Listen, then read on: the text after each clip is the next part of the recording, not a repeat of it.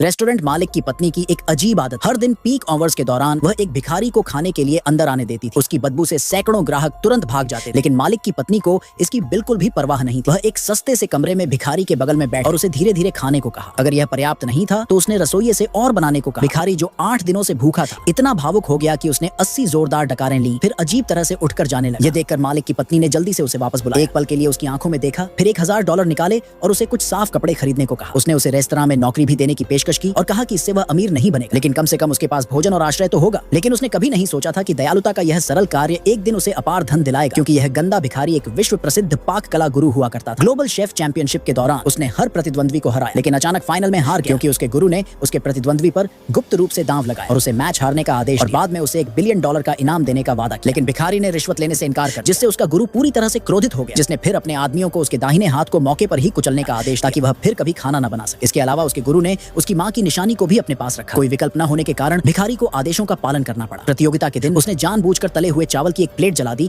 और मैच हार गया। लेकिन भले ही वह हार गया, फिर भी उसके गुरु ने उसे जाने नहीं दिया। सुनिश्चित करने के लिए कि वह कभी रसोई में वापस न आ सके, उसने बेरहमी से उसके हाथ को हमेशा के लिए अपंग कर, जिससे उसे जीवित रहने के लिए भीख मांगने पर मजबूर होना पड़ा। वह रेस्टोरेंट में घुस जाता और बचा हुआ खाना इकट्ठा कर। कर्मचारी उससे तंग आ चुके थे, लेकिन मालिक की पत्नी ने उसे कभी बाहर नहीं निकाला और यहाँ तक कि उसे काम के लिए बर्तन धोने भी दिए। एक दिन रेस्टोरेंट भरा हुआ, लेकिन हेड शेफ ने काम करने से इनकार कर दिया और $3000 की बढ़ोतरी की मांग किया। वह तुरंत नौकरी छोड़ दे। मालिक की पत्नी ने इनकार कर दिया और अपने प्रशिक्षु को काम सौंप। लेकिन जैसे ही व्यंजन परोसे गए, ग्राहक भड़क, क्योंकि प्रशिक्षु का खाना बहुत खराब था, जिससे अराजकता फैल गई और ग्राहक बाहर निकल। तभी मालिक की पत्नी को एहसास हुआ कि मामला कितना गंभीर था। भले ही वह जानती थी कि शेफ खेल खेल रहा था, फिर भी वह उसके आगे नहीं झुकी। उसने कहा कि वह बेशर्म शेफ को जीतने देने के बजाय जगह बंद कर देना पसंद करे। तभी एक कुख्यात स्थानीय माफिया सरगना आया और उसने पूरी जगह को दावत के लिए किराए पर देने की मांग और उसे जल्दी से खाना परोसने के लिए दबाव डाला। उसके पास कोई विकल्प नहीं बचा। मालिक की पत्नी ने शेफ से आखिरी बार खाना बनाने की विनती की और वादा किया कि उसके बाद वह उसे $5000 दे। लेकिन शेफ ने मना कर और जोर देकर कहा कि वह केवल वेतन वृद्धि के लिए ही रुके, नहीं तो वह तुरंत चला जाए। मालिक की पत्नी ने उसे ठंडेपन से, लेकिन उसके आसपास के सभी लोगों ने उसे वास्तविकता को स्वीकार करने की सलाह दी। उसकी हिचकिचाहट को देखकर शेफ ने दूर जाने का नाटक। मालिक की पत्नी ने जल्दी से उसे रोका और उसकी मांग मान ली, लेकिन उसी समय कोने में खड़ा भिखारी अचानक बोल पड़ा।